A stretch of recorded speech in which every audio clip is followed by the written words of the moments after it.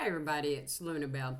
Y'all, I want to start out by just telling you that I will only be posting my readings and everything and the things I learn and all only on my YouTube channel now. I will no longer post to my Facebook or any other platform, okay? Now, y'all, let me start out by letting you know I am a psychic medium. I'm an artist, I'm a poet, a songwriter. I'm writing a book, my own story. But more importantly, I'm an individual. I am a person, a sentient being. Now, I'm also a victim and survivor of, my mama has Munchausen by proxy with all the tendencies. Y'all, I don't want to go through the whole life story, but needless to say, I have suffered abuse of all types from the day I was born. My mother essayed and trafficked her own children from the day they were born, all of us. There's a lot of questions I have. I'm also a victim and a survivor of MK Ultra.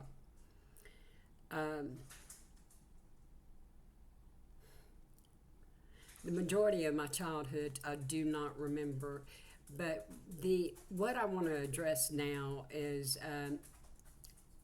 March 14th will be this coming year, and 27 will be 5 years since I lost my late husband. And like many people, that traumatic event, brought on my own, what I call my own spiritual reawakening. And anyhow, y'all, at that time I had no belief, no faith in anything or anybody, and I certainly didn't want to believe in the Christian God that my mother had taught me to grow up with, and as well as my mom and her family and my daddy's family. There was essaying and incest on both sides of the family, okay, and trafficking. Always had been. Still ongoing. But what I want to speak of more specifically right now, especially, is that since I lost my late husband, I had, I don't know when it started. I know the investigation is, people are fixing to get arrested. They're just waiting. They don't know when they are getting arrested, and I don't either, but I know it's coming. I have actually predicted this from the get-go. Anyhow, y'all, I don't know when they started planning this, but they stole an inheritance or trust that was left to me by my late husband, as well as one that was left to me by my late in-laws. Specifically, my late father-in-law left me everything. This goes into the billions of dollars, almost $6 billion to be exact. But not only did they do that, I had my identity stolen. I had my intellectual property stolen. I'm a poet. I have written over 100 poems. I had my poems stolen. I had someone steal my identity and try to claim to be me. And allegedly, they said they married someone else in my name, and this individual claimed either conservatorship or a power of attorney over my estate. Now, I cannot confirm that because no one in the real world, or if we want to put that in quotations, has told me that. I only know this from my spirit team and the Creator and Yeshua. It is my understanding they had a court proceeding about this power of attorney or conservatorship over me and my estate that I never received paperwork on, nor any knowledge or anything else. I don't even know everybody involved. How the fuck are you going to do that? But anyhow, what I'm also beginning to understand, and it didn't hit me until today, that the majority of these individuals that are involved in stealing my inheritance and my identity and my intellectual property, not only am I a poet, I'm a painter, but I'm a psychic medium, and I have solved or helped solve multiple missing persons or unsolved murders. I have been heard around the world channeling these, specifically with Woody Overton and his wife on their podcast, allegedly. Now, it is also alleged here, y'all, and I just say that to CYA, bitch, CYA, because I'm waiting for folk to be arrested. They are some of them all as well. that helped others plan and steal my identity and my intellectual properties for profit. I have survived. I'm going to tell you that MK Ultra is still ongoing, and that the organized crime individuals, and these are a great deal part of them. It seems to be, I started not dating. He was what I call a fuck buddy. There was no emotions or anything like that. It was just a fuck buddy relationship. I ain't going to bullshit you about it. And if you get butt hurt about plain speaking, bye. And I will tell you also that I work with what they call the Christ consciousness, but I work with everything and everybody. I do have what they call a spirit marriage with Anubis. For me, I call him Ampu, but I go back and forth between. And for me, my understanding of what I'm told of spirit marriages are these occur for the betterment of humanity. Ampu has been one of my biggest, I'm hearing the word supporter. I do have my rods here. I don't need them, but like Ampu is here, Anubis is here. Yeshua, my beloved Yeshua is here. Mother Hecate is here as well. They are all here. But Archangel Michael is one of my biggest protectors, as the ones I've already named. Mary Magdalene as well. And Yahweh, my beloved Yahweh. I work with everything and everybody. That is part of my path, part of my destined path. Now, y'all, please be aware I do have a copycat. This is the one who stole my identity. And anyhow, y'all,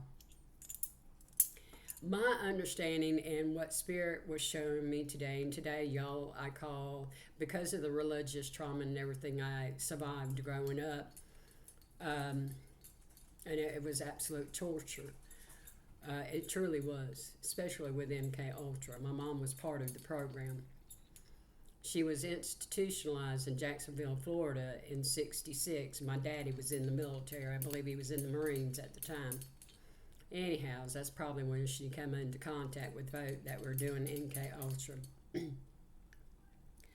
Anyhow, y'all, it is my understanding that the majority of the people in the individual that has claimed power of attorney or conservatorship over my estate and me, billions of dollars, y'all, has not taken care of me, has in fact abused me. He is a adult film star. Well, he likes men. No ifs, ands, and buts. I'm sure he does both, but it's men that he's known for. Well, he's gay. He's known for the gay adult film star. I don't have a problem with it. You know, it's not my thing. That's his. I don't judge it. He's also part of the BDSM community. I had no idea until recently that he was even an adult film star, probably about a month ago. And it was right before that, you know, he had told me the first time he ever spoke to me on the phone, and it's been only a few times that we spoke on the phone, that he actually did not like men, that he did not want, he'd do like a threesome, but he did not want a man to even touch him. Now, I will also point out that he is a victim and survivor of a great deal of abuse in his own life, but his story is his own. Mine is that he stole my inheritance, my estate, and illegally obtained a power of attorney and conservatorship over my estate and me, abused me for his own enjoyment and his community. This is not only the people I call Nutter Butter, he is also involved with making adult films, and this does include PDF, especially against their will. Any and all against their will, but particularly PDF, Kitty.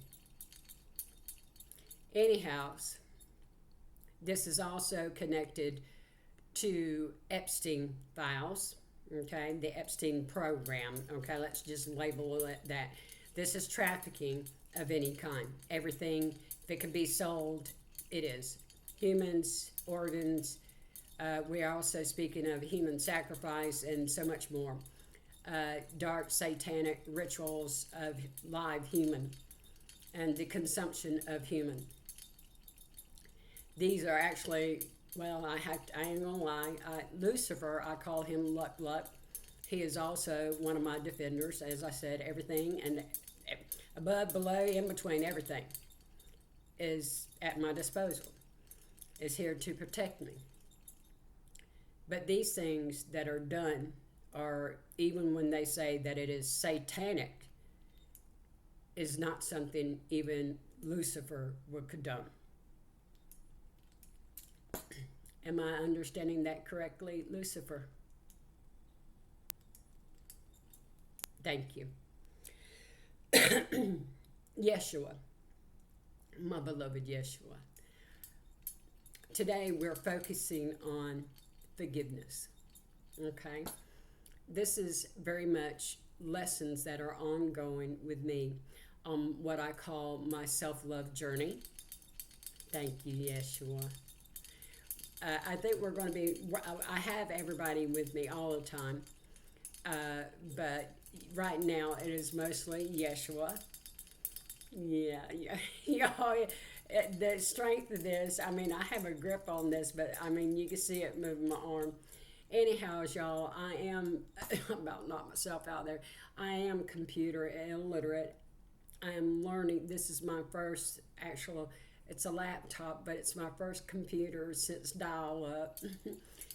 And so I'm kind of nervous today because I have two screens open. I have my camera, and then I have the things that Yeshua was working on with me earlier. But the gist of this is, well, one, we're going, hold on, Yeshua.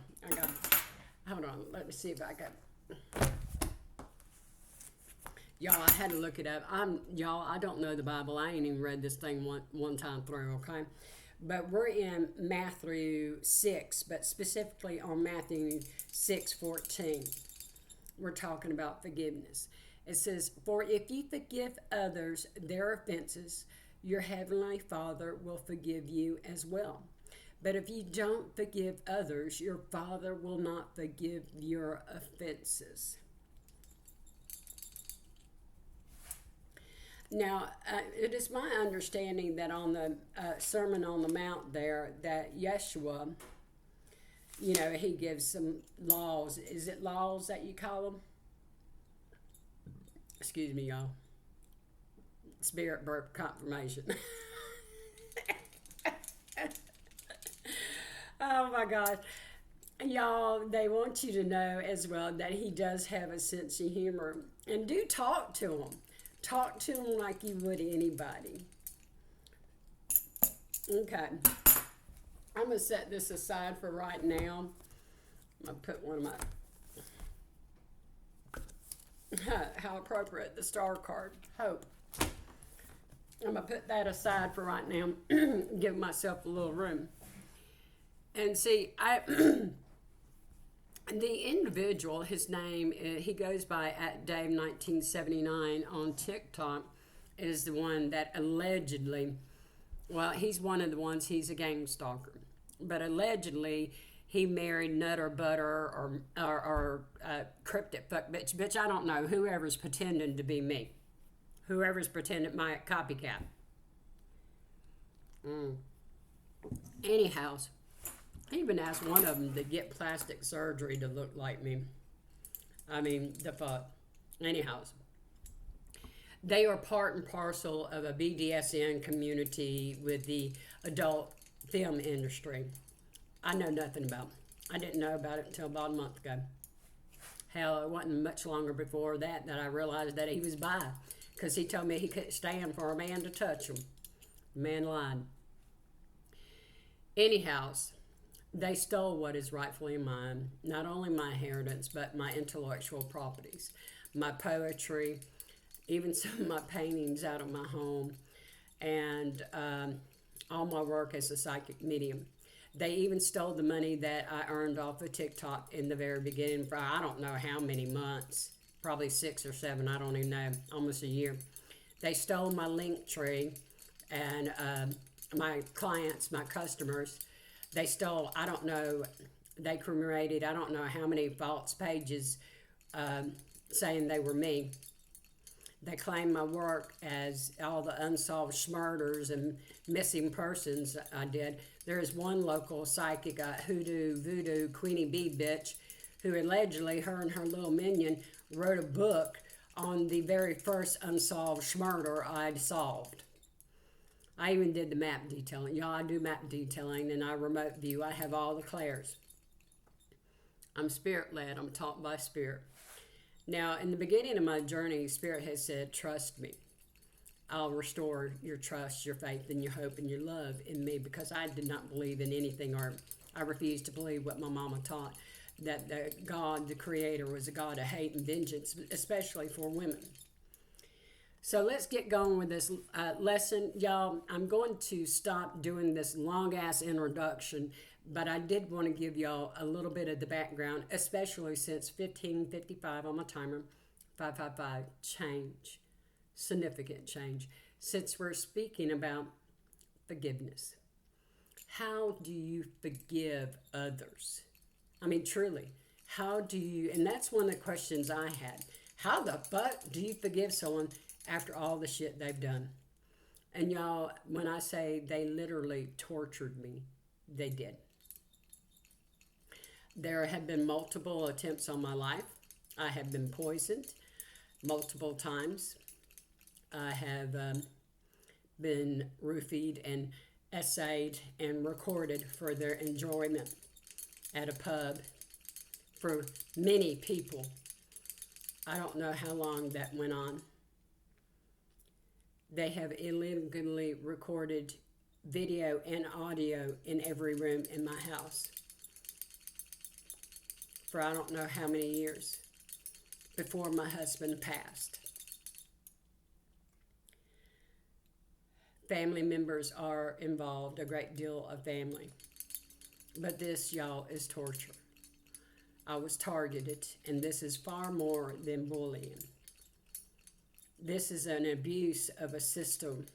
This is human trafficking. This is one of the biggest, if not the biggest, case of RICO in history. I'm not proud of that, nor am I proud to be the one at the head of that. What I am is grateful to have survived. And it's a miracle that I have. As I said, there have probably been 6 to 10 attempts on my life. I've had multiple near-death experiences throughout my life, but even more so since this started. Swamp Dick was the first person I was physical with after my husband passed, and that was about 10 months after my husband had passed. I had not had physical intercourse and penetration in about 4.5 years before my husband had passed. He was unable. He was terminally ill. I had took care of him for the last 7.5 years of his life. He was unable. This was a big man. He's like 6'6". Anyhow, y'all, him and I don't know all the story, but I know it's coming out. But needless to say that you can imagine how a huge community of BDSM people, and I'm not judging you, I'm just stating facts, and I know this is around the world, okay? So how do you forgive others for the things they did to you? How am I working through that myself? I want to start off by saying, and Yeshua, he'll probably, I want to make sure that was Yeshua. He said, it's me. The main focus is on forgiving others, but I'm starting out on how I started learning to forgive me. Okay, and the word detachment is going to come in here. Y'all, I'm not sure how long this video will be. We'll see. But Yeshua and Yahweh started out with words and having me look up the meaning of words. And so, but I will tell you, This is what I mean by spirit led, that my self healing journey has been spirit led. I have been led by spirit, by the Creator, by Yeshua, my beloved Ampu, Mother Hecate. Mother Hecate, I love her so. I love all of my deities, above, below, and in between, the Fae and everything. Anyhow, y'all, let's get going.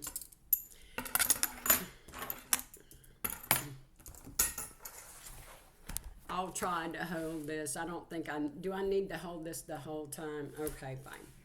The first word, I might have to put it in my left hand. I might have to get used to this. The first word Yeshua took me to, all right, we're going to have to move my drink here because he's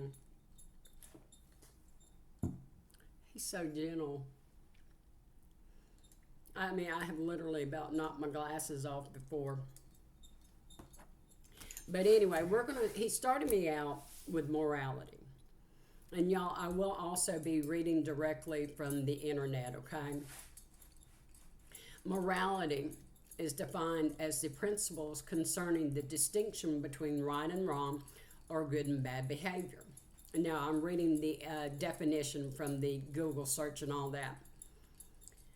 And Merriam-Webster, a doctrine or a system of moral conduct is also one of the meanings. And then conformity to ideals of right human conduct. The next word, now here we go to, and it says, what does morality mean? And then it says, what is the difference between morality and ethics? The morality is personal, while ethics refer to standards of a community. Some may be premarital sex, and others, this may refer to professions, okay? Now, ethics is a system of principles or rules that govern behavior within a specific group, profession, or an organization, okay?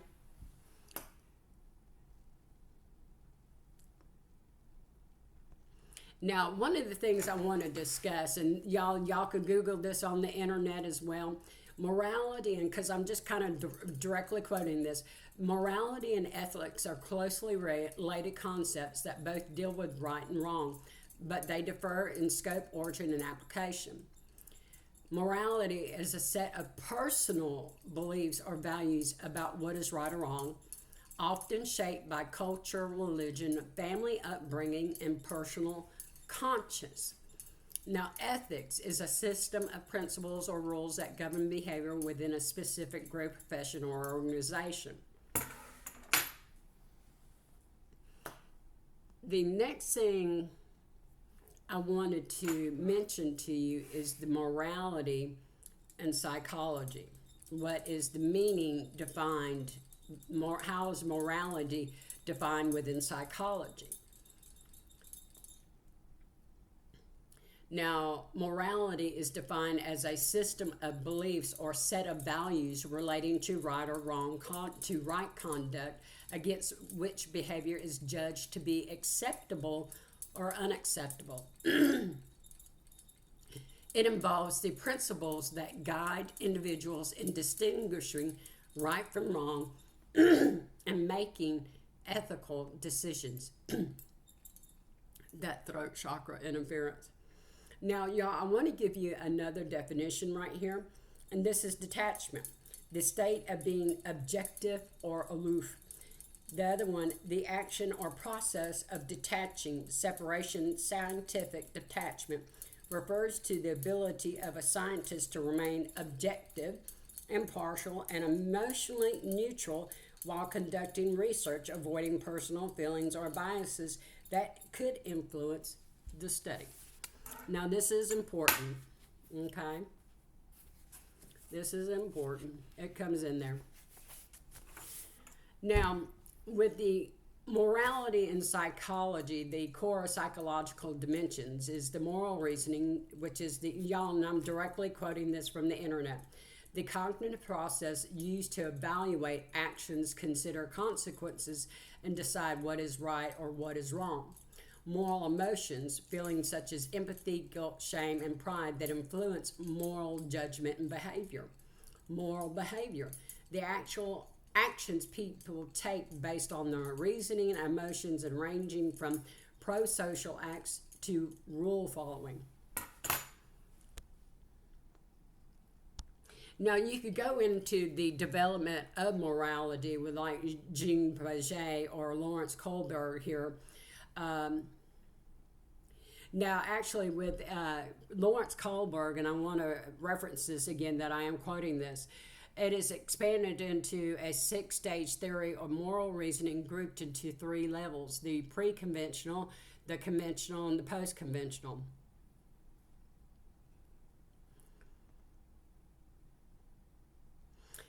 And then Albert Bandura's social learning theory emphasizes that moral behavior is learned through observation and imitation and reinforcement of others' action. Now, the thing is we have to also remember, okay, they're telling me to go on to the next definition before we get to that, because I wanted to point out the differences in people, the different regions and the cultures.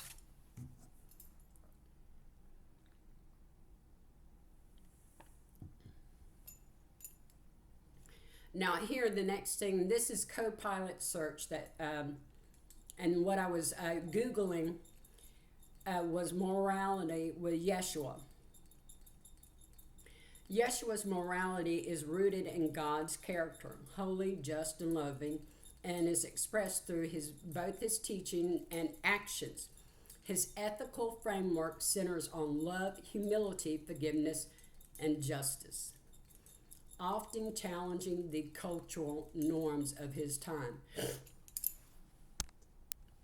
Again, y'all, I'm quoting this directly from the Copilot search.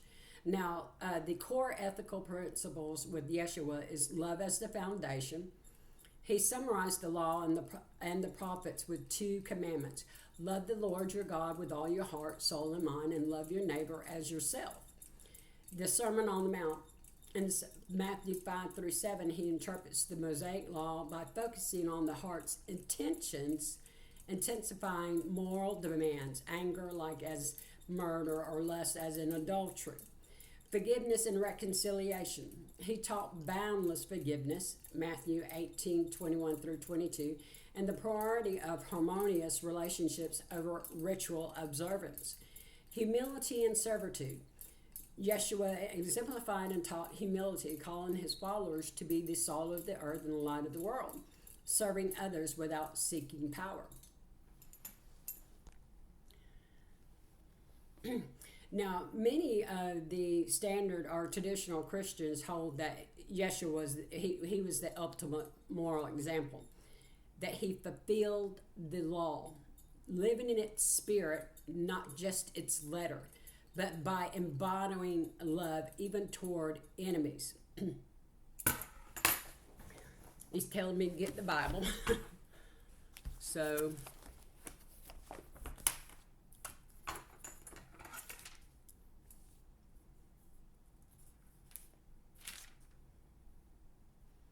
we're looking at chapter 5, the Sermon on the Mount, the Beatitudes. Blessed are the poor in spirit, for the kingdom of heaven is theirs. Blessed are those who mourn, for they will be comforted. Blessed are the humble, for they will inherit the earth. He knows I'm worried about being smacked in the head. I know some of y'all see him. He's kind of sitting cross-legged here, smiling. Well, he has his right knee pulled up, and his right arm kind of, laying over it. And he's kind of leaning back. He's enjoying this. Blessed are those who hunger and thirst for righteousness, for they will be filled. Blessed are the merciful, for they will be shown mercy. Blessed are those pure in heart, for they will see God. Blessed are the peacemakers, for they will be called sons of God. Blessed are those who are persecuted because of righteousness, for the kingdom of heaven is theirs. How did he do this? Yeshua, were you completely without sin? Did you sin ever in your life? So you had committed sin. Did you learn to forgive self, then others, and then become blameless in the eyes of the Creator? Sinless then. You were, you did evil and you repented. Is that correct? I'm being careful of my words. He said, choose with care.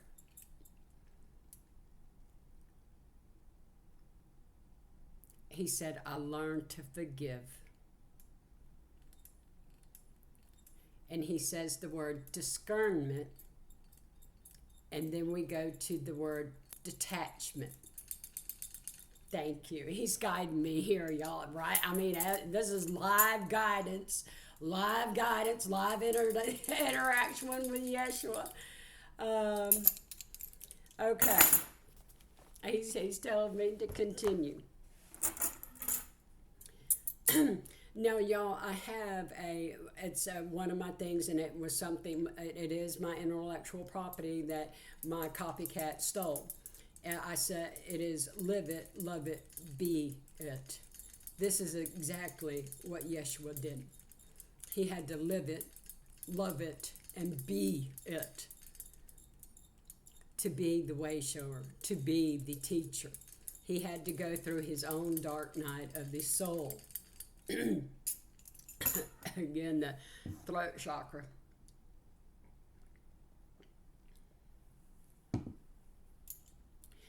I don't think this is going to be a quick video.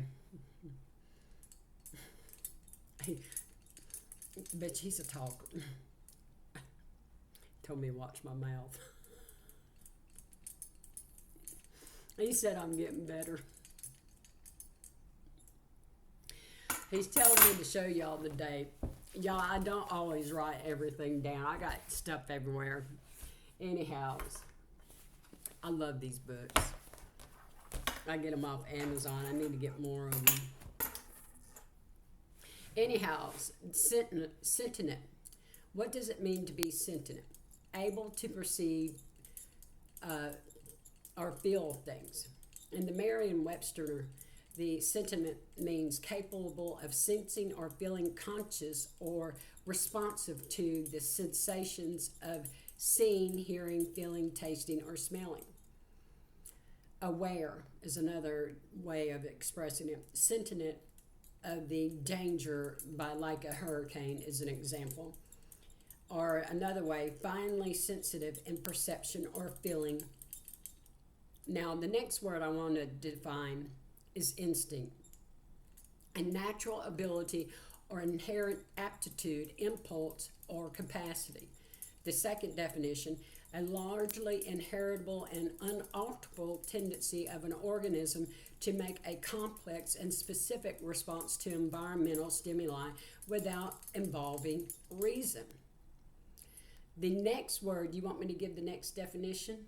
Or you want the, okay, we're going to address the senses right here. One of the things that people that I was taught growing up is that our psychic abilities, our psychic senses are bad.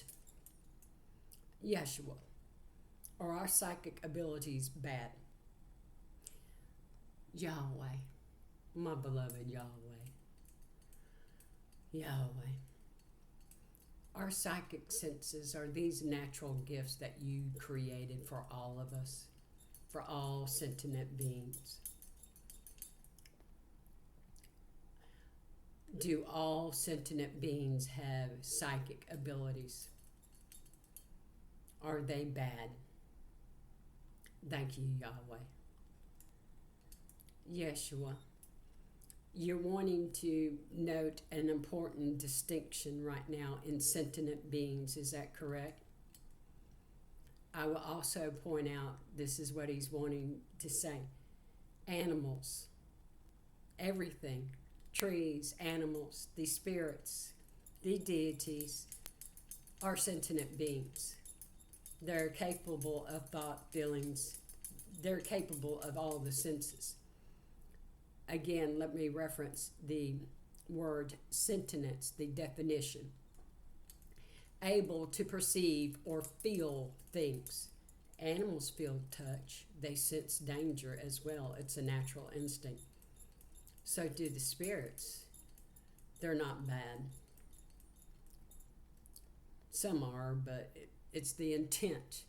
How do you intend? What is the true intent of your heart? I've asked many people that question after they have betrayed me. What is the true intent of your heart with the information of my gift? Now, let's continue with instinct.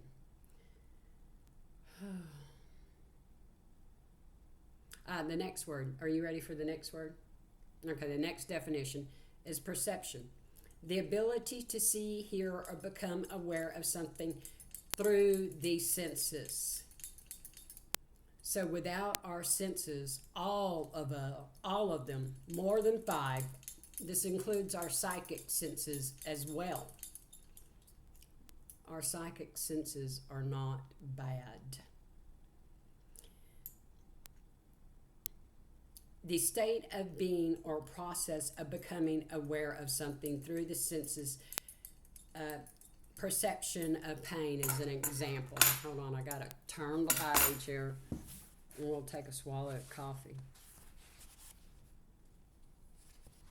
He said I need to drink more water. He said too much of a good thing. I am not kidding you. He's sitting here lounging. Hold on. I gotta.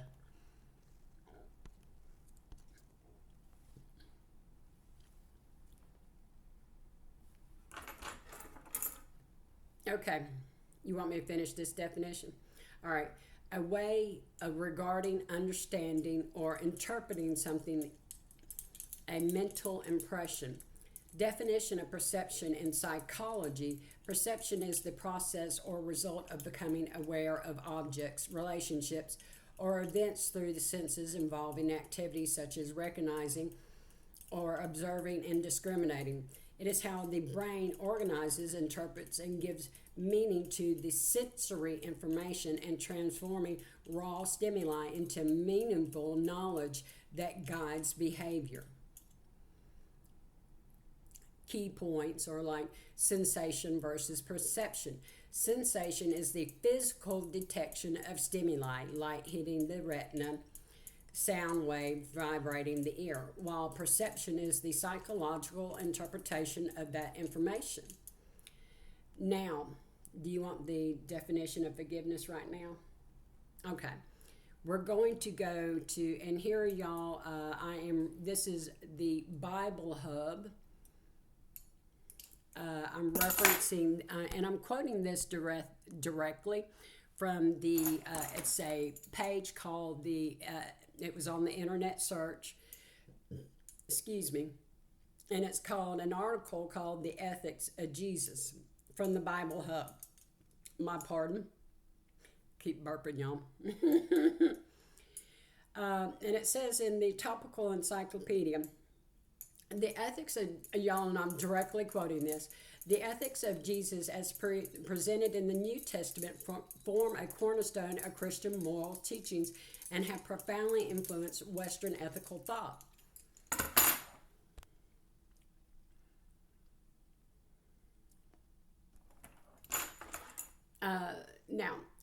Yeshua's ethical teachings are primarily found in the gospel, where his words and his actions provide a model of righteous living. His ethical framework emphasizes love, humility, forgiveness, and the pursuit of righteousness, often challenging the prevailing norms of his time.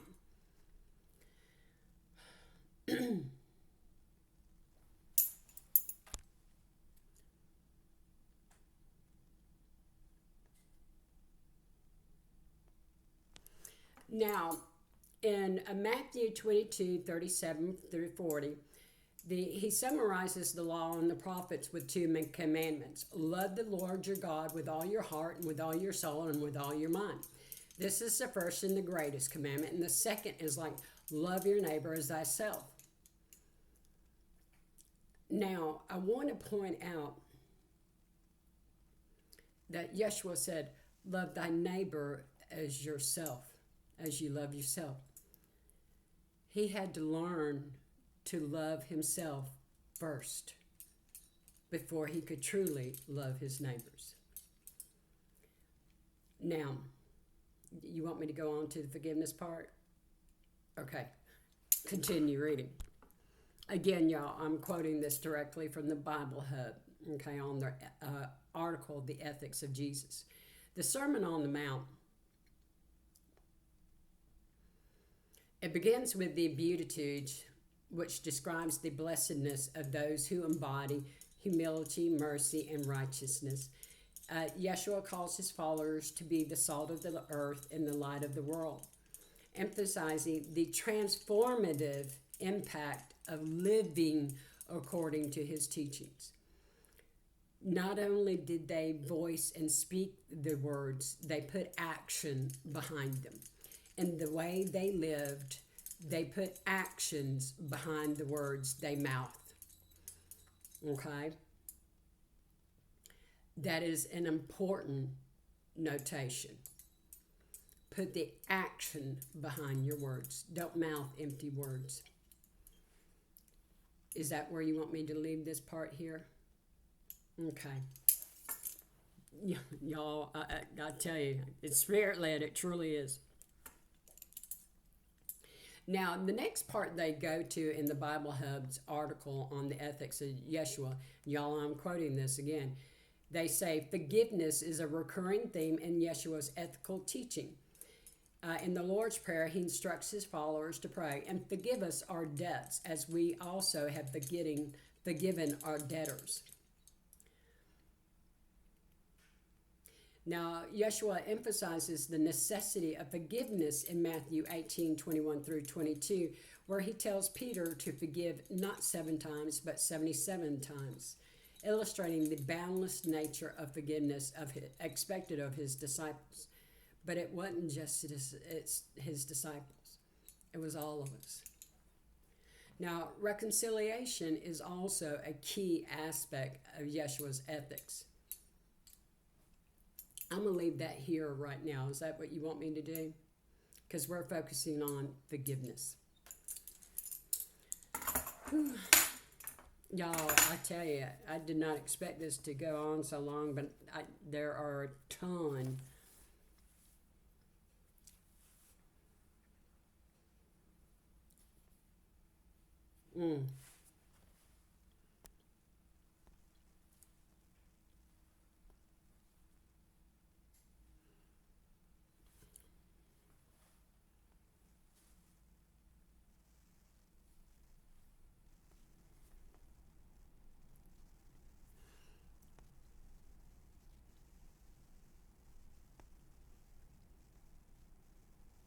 I'm trying to find my definition here.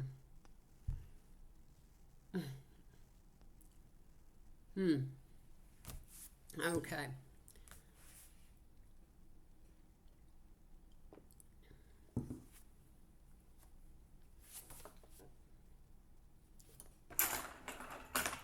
Okay, now are you ready for the definition of forgiveness? I hope I'm starting to make sense. I'm kind of piecing all this together. Yeshua is actually going somewhere. I just have to get through all these definitions first, and we're almost done, y'all, I swear. Forgiveness. The action of forgiving or being forgiven. y'all, in my mind, I'm sitting here telling him it's annoying to sit here and hold this like this. I tried to rig it up. He didn't want to do it that way. He said we'll figure it out later, because I thought I figured out actually I did, but he didn't like that. He wanted me to hold it. Anyhow, psychologists generally define forgiveness as a conscious, deliberate decision to release feelings of resentment or vengeance toward a person or a group who has harmed you, regardless of whether they actually deserve your forgiveness. You want me to define sin? How do you forgive someone when you're angry, when you want vengeance? And see, for me, that's a big thing. Bitch, I want my justice. And I keep telling people, I've called judgment, and I have. And I also give it to the Creator. Does that mean I haven't done shit or been angry or said some mean shit? I have. But I tell you what, when Yeshua says that he had to not simply mouth the words that his disciples did too, but Yeshua had to not only say the words, he had to live them out. How do you do that? He went through a dark night of the soul. He had to go within and examine his own transgressions and be shown and have the mask removed from his own illusions and projections and see all the things that he had done to hurt others. He had to learn to see how he'd hurt others, to see the error of his own ways. Y'all, I know he's done some pretty shitty things in his own life, but he told me to watch my mouth again. I was about to say something, but he said, watch my mouth. I'm okay, because he does tease me. He says we're all human. We all err. We all make an error or err. Don't be so hard on yourself, is what he says. Learn to laugh with some mistakes and forgive them. Don't beat yourself up, he says here. We're all so bad about that. We'll beat ourselves up for even the smallest thing. Some of it is truly deserved, but does it serve a great purpose? It brings awareness. It hurts sometimes when we fall down or scrape our knee. And then it hurts even more sometimes if it gets infected and we have to rip the Band-Aid off and clean it all up, right? That's what a dark night of the soul is, really. You're ripping off the Band-Aid from the inside out. You're healing by what I call, in medical fields, it's called secondary healing. We have to rip the Band-Aid off and let the absolute filth out. We have to let the pus out that's stuck inside. How do we do that? Well, we rip the Band-Aid off, rip the mask, the illusions, the projections, or whatever, illusions, whatever it may be, and we look at self and really get to the nitty-gritty bare bones of self. And then we learn to find that inner child. Find that hurt little child on the inside, because generally that's where it begins, is in early childhood, where we start learning and watching and seeing and repeating behaviors. But we also continue them on by choice. We have the awareness. Did you say pull a card? All right, hold on.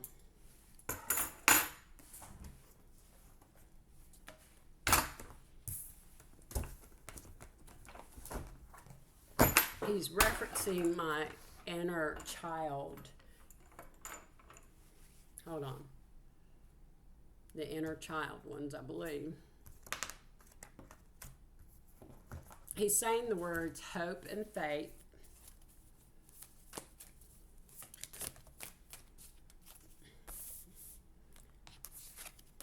Okay. I know this one come out.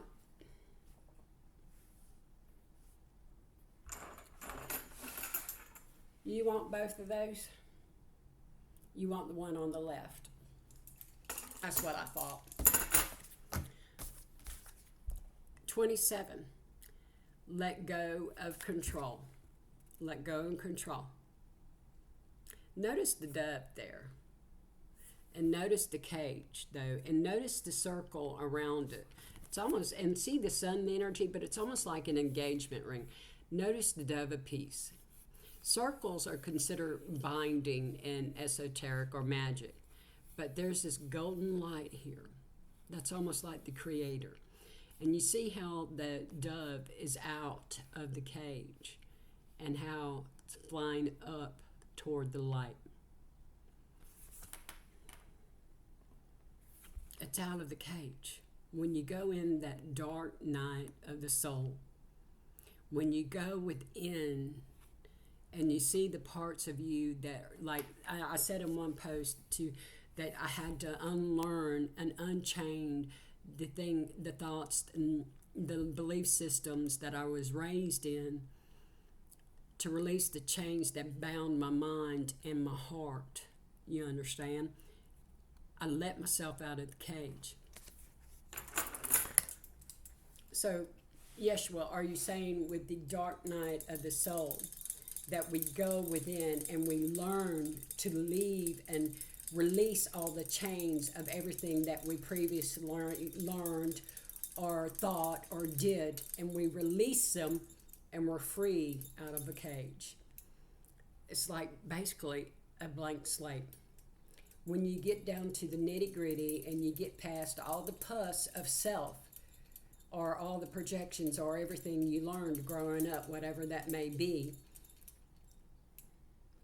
you find your true inner child. And you start,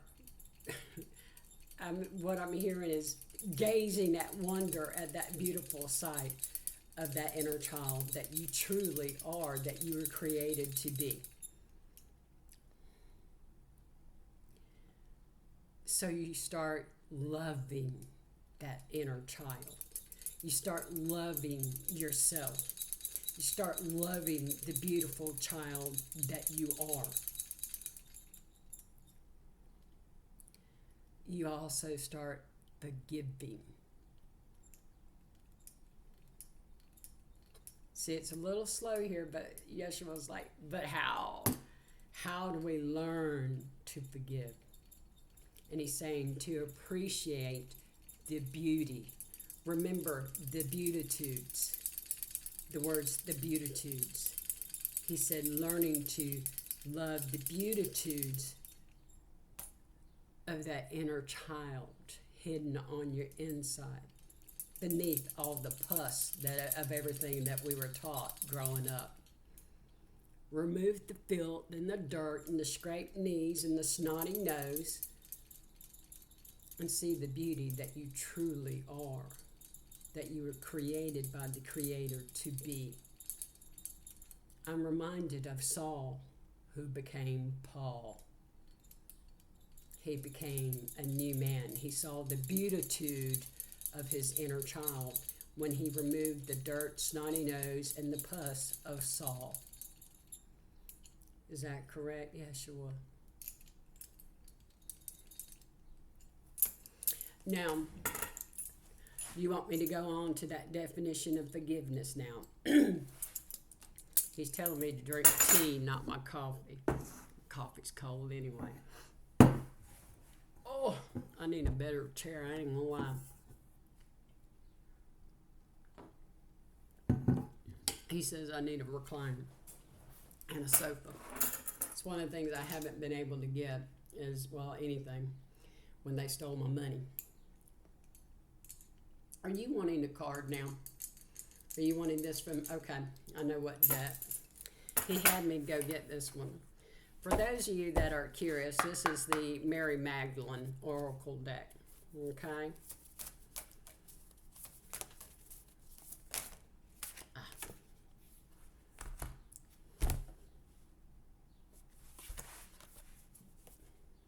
I want to cry. The heart, the top of it says, love never ends. The heart, I carry a cathedral within me. He's reminded me of one of my favorite songs. Oh, and no kidding.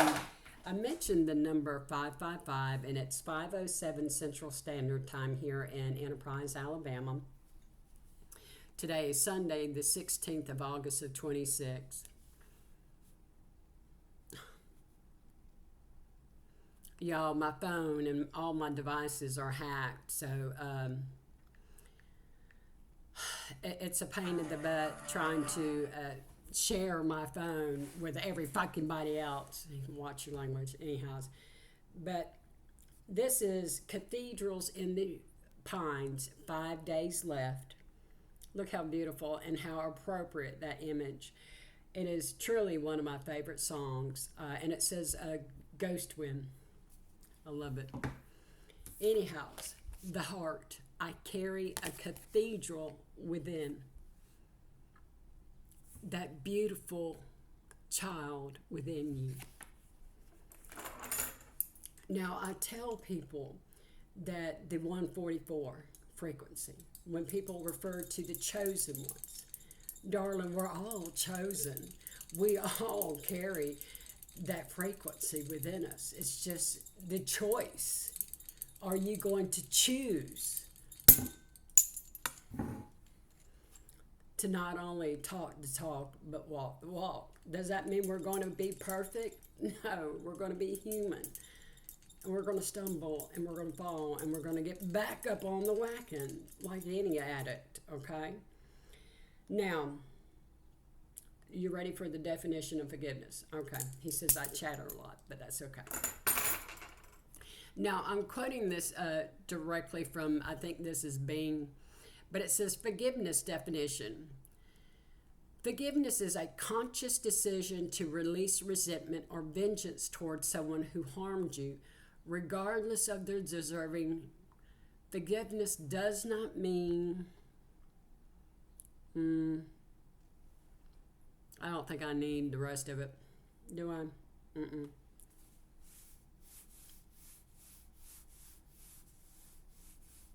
Whether they deserve your forgiveness. Now, the psychologists define forgiveness as a conscious, deliberate decision to release feelings. And Yeshua is saying this is the significant part. This is an important part. Psychologists define forgiveness as a conscious, deliberate decision to release feelings of resentment or vengeance toward a person or a group who has harmed you, regardless of whether or not they actually deserve your forgiveness. To release the feelings.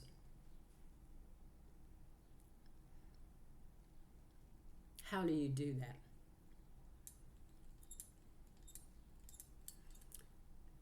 I believe I mentioned the word detachment earlier, did I not?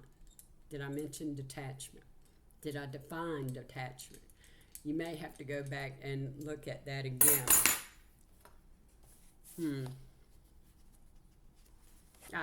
He says, let's continue. I'll continue reading this right here.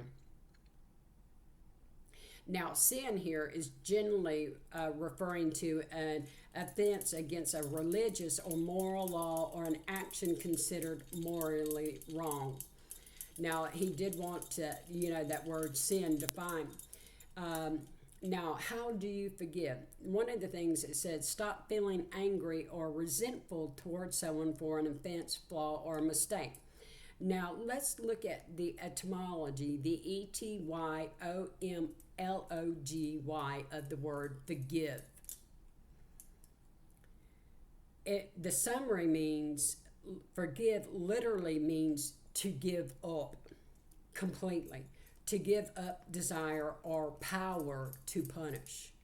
So if you're to give up the desire or you're giving up the power to punish, what are you truly giving up? You're giving up the need for vengeance. You're giving up the need for vengeance. You're giving it to the Creator or whoever. You're walking away from it. Because does not the Creator says, vengeance is mine.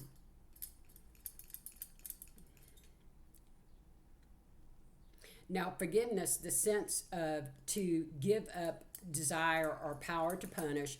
The late Old English is a, hold on.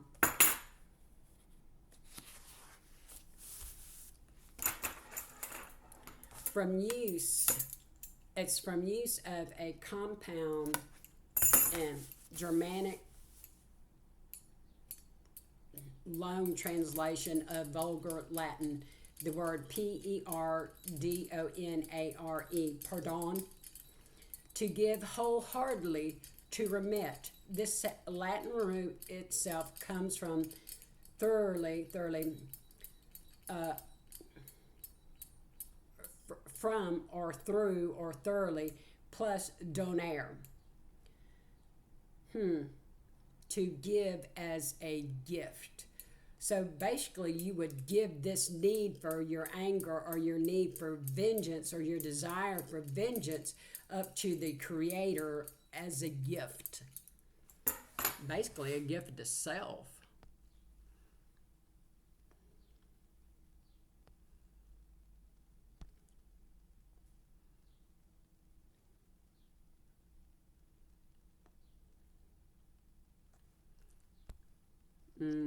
I wanted to see. I think we're almost here at the end. He says we are. Now, the root gyphon, which is one, I believe, the Proto-Indo-European root. Hold on, I might have to go back one here.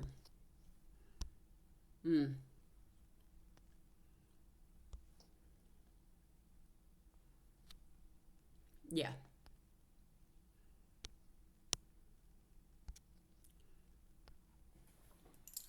Now, the root, I believe this is the part that is German.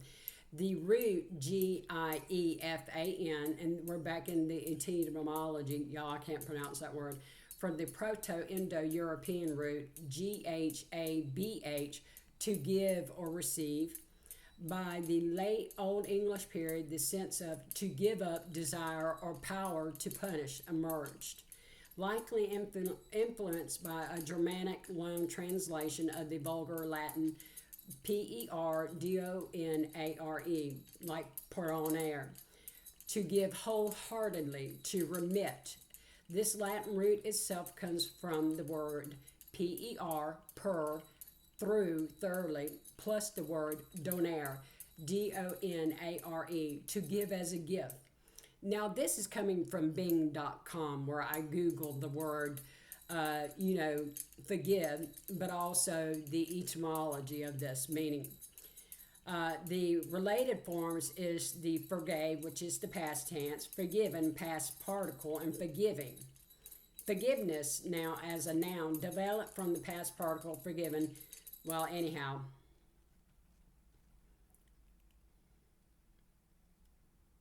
Now, the Greek New Testament uses its aphimi, meaning to let go, release, send away,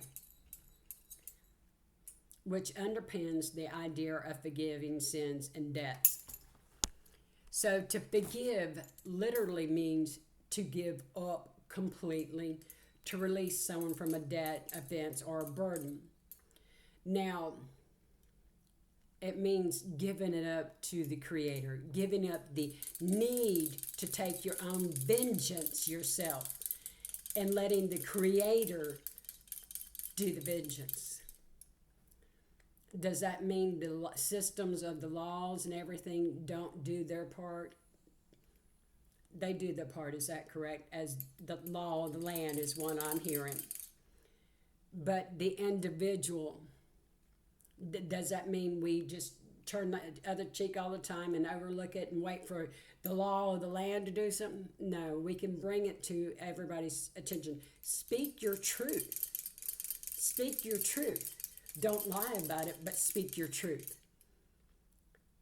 But also, give up the need, or give the need for vengeance to the Creator. Now let's go back to, in order to forgive others, though, we have to learn to forgive self. And it's only through going through our own dark night of the soul, or going within ourselves and seeing our own heartbroken self and removing our own filth and everything? Do we learn to walk the walk after we talk the talk? Yeshua was a way shower. He was a guide. He was a teacher. He was a prophet of the Creator. He was an ascended master. He was human, and he sinned, he erred, and then he had a dark night of soul, and he learned to love his beautiful broken child on the inside and recreate and create a beautiful new individual. He learned not to just say the words, but be the words. He put action behind words. He lived it. He was the way shower. He showed us the way by his very own actions, not just the words. He went in himself and did the work from the inside out, the healing of the beautifully broken, the imperfectly perfect parts of him. And he created something beautiful with the guidance of our Creator. Is this all you would have right now? You want another card. Are you wanting one from each deck? Okay. One from the inner child. And we may get two from the Mary Magdalene. We'll see. We'll see what else he wants. I love this. This is card 39, which goes to 11. 11 is my hell yeah from Spirit. Pick up the rod. Is 11 my hell yeah from Y'all, I love my Spirit team. And y'all, honestly, he's saying, all right, I'll give you the card. Vulnerability is power. Vulnerability is power. Look at that cat now. I mean, the grace and the power of that animal, a power animal, a spirit animal. Yeshua is saying, be your natural self. You don't have to be formal or always in prayer when you're talking. Just talking, having a conversation with Yeshua or your spirit team, all of your spirit team, even your ancestors, is prayer for thought. It is prayerful thought. You are communicating. Talk to them all the time. Talk to them like you would. I can't tell you how many times I've sat here and go, fuck you, fuck you, fuck you. And he's done it back. And he loved me anyway. And he forgave me anyway. Now, let's go back to the word detachment. Now, I was speaking to at Dave 1979 earlier today with these rods. He can control these rods. He's very gifted himself. You hear Mark Crow. But he thinks I'm very cold, that I examine him like a bug pinned on, like a butterfly that's pegged up on a pegboard. Is that really it, Yeshua? Is it more of a detachment? See, I had told at Dave 1979 that I felt no emotion, that I didn't feel anything. There was no love, there was no hate, there was no anger, and there was not a need for vengeance. I forgave myself first. I didn't understand at first what he and the others were doing. I really didn't. And when I did, I experienced all the pain, the anger, the hate, and I wanted vengeance. And I cried. I'll not lie to you. I was devastated. I truly was.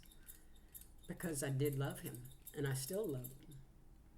But I loved me more. And I chose to go within and heal those broken parts of me, that inner child of me that said it was okay to accept that kind of behavior from him or anyone. I had to go in and give my inner child the beatitudes that she so richly deserved to heal. And when I did that, I forgave myself. Thank you. I told myself it was okay to fall off the wagon and scrape my knee and to get back up on the wagon.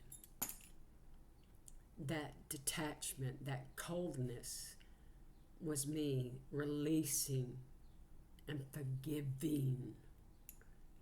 Forgiving not only myself, I had to forgive me first, then I forgave him. That was forgiveness. And it was 1 hour, 10 minutes, and 11 seconds on my timer. My hell yeah from Spirit. That is the gist of the lesson, I do believe. And I think Yeshua, I'm going to thank him so much. Do you want another card? Is anything else? I think we're going to leave this here. But y'all, I work with everybody and everything, like I said. But I am what they call a mystic seer and a prophet. And we're going to have many lessons with Yeshua and I and everybody else. And I hope y'all join us.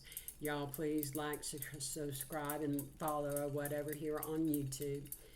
Like I said, I will not use my other social medias. I would just be on YouTube now. I hope you've enjoyed this time with Yeshua and I and my beloved Ampu and Yahweh. May it be blessed.